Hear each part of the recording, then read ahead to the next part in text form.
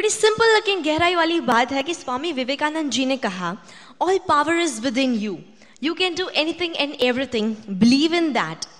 बड़ी अजीब दुर्घटना होती है कि जब हम किसी और का मोबाइल नंबर डायल करते हैं तो हमें एक रिंग सुनाई देती है, लेकिन जब हम अपना ही मोबाइल नंबर डायल करते हैं तो हमें सुनाई देता है कि आप जिस नंबर से संपर्क करना चाहते हैं वो अभी व्यस्त है। लेकिन कहीं ना कहीं कभी ना कभी अपने आप में डुबकी लगाई हो जिन्होंने, उन्हें पता होता है कि स्वामी विवेकानंद जी क्या कहना चाहते थे। ऐसा ही कुछ इस जनाब ने किया। वैसे खड़गपुर दो चीजों के लिए श्रेय मिलता है, एक आईआईटी और एक सबसे लंबा रेलवे प्लेटफॉर्म, लेकिन अब तीसरा श्रेय श्रेय गोयल की वजह से भी खड़गपुर ले जाएगा। लेडीज एंड जेंटलमैन,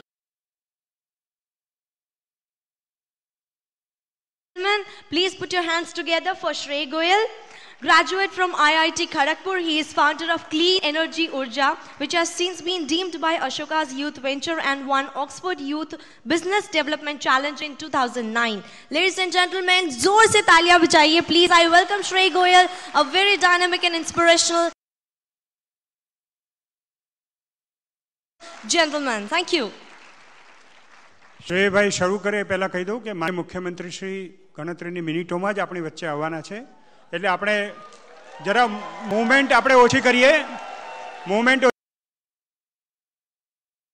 કરીએ, અને શ્રેય ભાઈને સાંભળીએ. શ્રેય Goyal.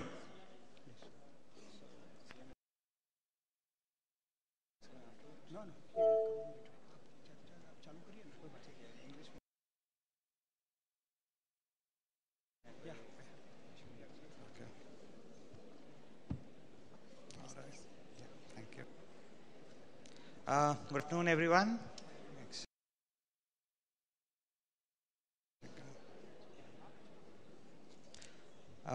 Honorable ministers, fellow speakers, secretaries, and my dear friends. Before I start, I would like to thank Shri Bhagesh Jha, the Secretary for the Department of Youth, Sports and Cultural Activities, Government of Gujarat, for giving me this opportunity to share my views and learnings with this esteemed audience. I'm also grateful to PricewaterhouseCoopers and FICCI for inviting me to the youth convention. So now, why are we all here today? If we go back a bit to 1984, when the government of India declared, and I quote, "It was felt that the philosophy of Swamiji and the ideals for which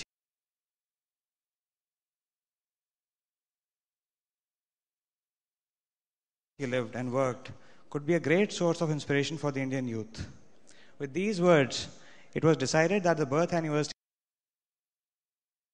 of Swami Vivekanand today be observed as India's National Youth Day. Now, we know how to inspire the Indian youth. Swamiji showed us the path. But how do we empower the Indian youth? Youth empowerment is defined as the attitudinal, structural, and cultural process by which young people can be given the ability, the authority, and the agency to make decisions and implement change in their own lives and in the lives of others. But why is this important? Why is the youth suddenly the center of all this attention? Why is this youth convention here? Why is everyone talking about the youth now, especially in India? The reason is not very difficult to understand. Today, over 35% of our population is below the age of 20. By 2020, it is expected that 325 million people, 32.5 crore people in India will reach working age, which will be the largest in the world. This will be at a time when the rest of the developed world will be faced with an aging population. By 2020, US will be short of 17 million people of working age. China will be short by 10 million people, Japan by 9 million, and Russia by 6 million. At that time, India will have a surplus of 47 million working people. Even today, the median age of India's population as a whole is 28, which is significantly lower than that of China and Japan. In China, the median age is 38. In Japan, the median age is 44. In India, it's 28. So, India is at a tipping point. The youth of this country will determine the direction that India takes. As per India's 2010 demographics, majority of the population is in the 15 to 64 years bracket. 64% of the population lies in 15 to 64 years of age. Besides that, most of that is in the bracket of 18 to 25 years, which we call youth. So this reflects that we have a very crucial age in our population that can prove to be fruitful for our development and growth. The predominance of youth in the population is expected to last until 2050, which means for another 4 decades, youth will form the majority of our population. So this phenomena is referred to by experts in several terms. Some people call it a demographic dividend, some call it a demographic disaster. Now, is it a demographic dividend or is it a demographic disaster? That is for us to decide. This demographic shift is a window of opportunity in the development of our society, which has opened possibilities for a fast rate of development, both economically and socially. The difference between the two, the demographic dividend or the demographic disaster, is in youth empowerment. So this is a time of great economic and social change for our society and for our country, and it is the time for the youth to rise. The biggest advantage to having a youth population is having a large workforce, a labor force which can generate adequate income, economic activity to take the nation forward, which is a fairly simple idea. Basically, if you have a large youth population, they'll work, they'll work for the economy, they'll generate economic activity, the country. But the situation right now is nothing short of alarming.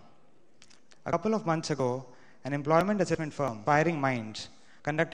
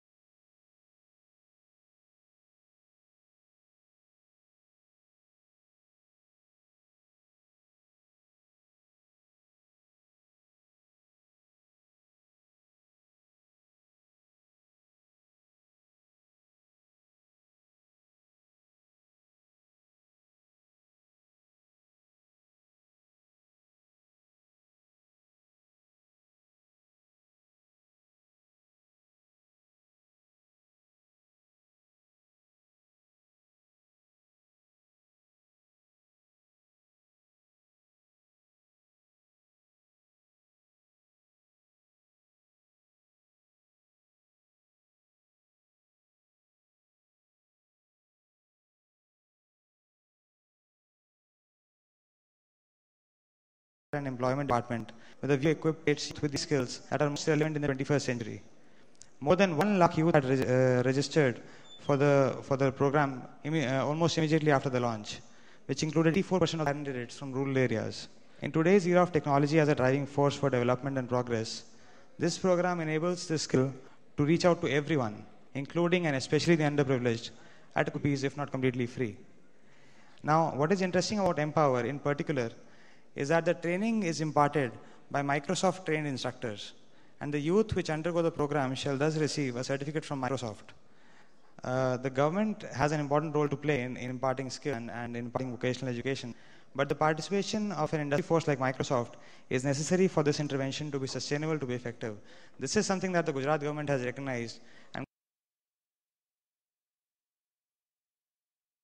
Gujarat is thus a leader in India in terms of skill development and youth empowerment now. The challenge of skill development cannot be solved by the government or the industry alone. It is a collaboration between businesses and civil society which is critical for the success of any skill development initiative. The government, they provide modest funding, create new policies which enable the youth and business to work together, and the government provides infrastructural support. The role of the civil society is FICCI or CII, and also through non-government organizations that work together to enable youth development and empowerment. Key business roles include providing jobs, work opportunities, making provisions for providing expertise to new entrepreneurs, advocating new opportunities, and last but not the least, financing. So business, government, civil society interactions can be particularly powerful to generate creativity, which is the hallmark of success. Now, this is about what the government and industry can do. But what is the role that youth can play in their own empowerment? How can we take our destiny in our own hands? Over the coming years, we are going to inherit this nation. What is our responsibility going forward? If we go back to Swami Vivekananda, we find that he stated, "So long as the millions live in hunger and ignorance, I hold every man a traitor, who, having been educated at their expense, pays not the least heed to them." How can we realize this ideal given to us by Swamiji? We live in a country surrounded by developmental challenges and economic and social inequalities. How can the youth effectively fulfill their obligation to society? How can we ensure that when our nation moves forward, everyone in this nation moves forward?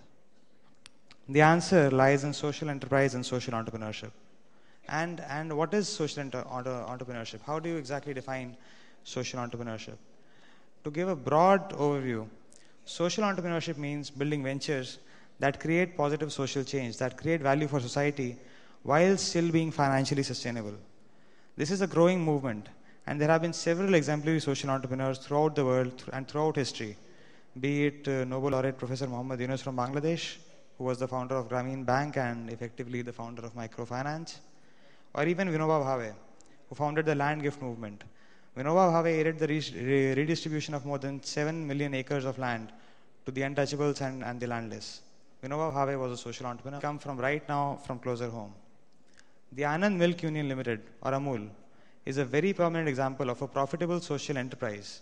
India's Dr. Verghese Korean has left a legacy that not only unites 3.1 million milk producer member families into one jointly owned cooperative, but it has also been instrumental in bridging the social divide of caste, creed, race, religion, and language at the village level, since membership to the milk cooperatives is open and voluntary.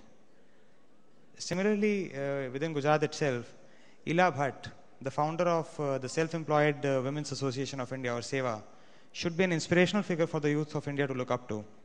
With membership touching 1 million, SEWA supports women who earn a living through their own labor or small business.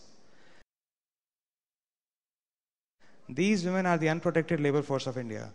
They constitute 93% of India's workforce.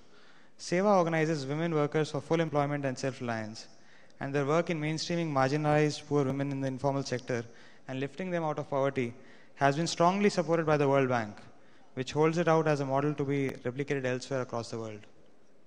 Many recent social enterprises have very unique profit-driven models, which can also be a source of inspiration for the youth. Harish Hande, the founder of Selco India, emerges as an excellent role model. Selco is a solar electric light company founded in 1995, has lit over 120,000 households, thus emerging as India's leading solar technology firm. But what is more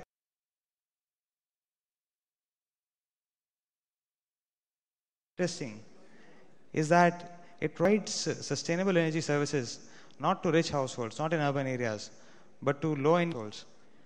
If every youth leader can pursue on the road to development, Harish Hande has actually been awarded with Asia's most prestigious award, the Raymond Magsaysay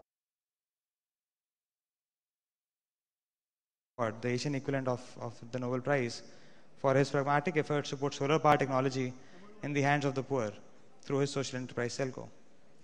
The role young people can play in the social organized. Professor Muhammad Yunus has said that young people are the most powerful part of the history of mankind and should be the driving force in social business for noble causes. The youth is seen as a source of creativity that can be tapped via social.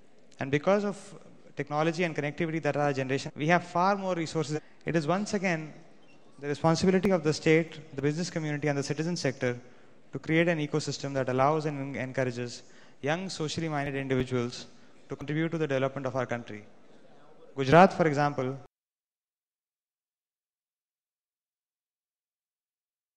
has a unique Chief Minister's Fellowship Program which plans to harness youth energy and promote social service in the country. Our youngsters first hand and immerse themselves in working for a better society. The fellowship program is being used by the Gujarat government to address areas of highest priority for the state, especially improving the Human Development Index. The state recognizes that creative and innovative thinking from the youth is required to address issues like raising the quality of education, improving child nutrition, reducing maternal mortality, and strengthening progress in rural areas through mitigation of poverty and creating livelihood opportunities. This is a unique opportunity that the youth have to make a difference to their lives. So I'll just 2 sentences. Yeah.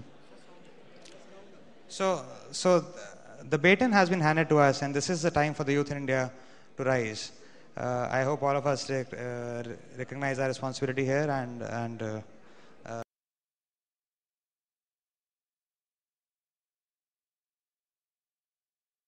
thank you for having me here. Jai Hind.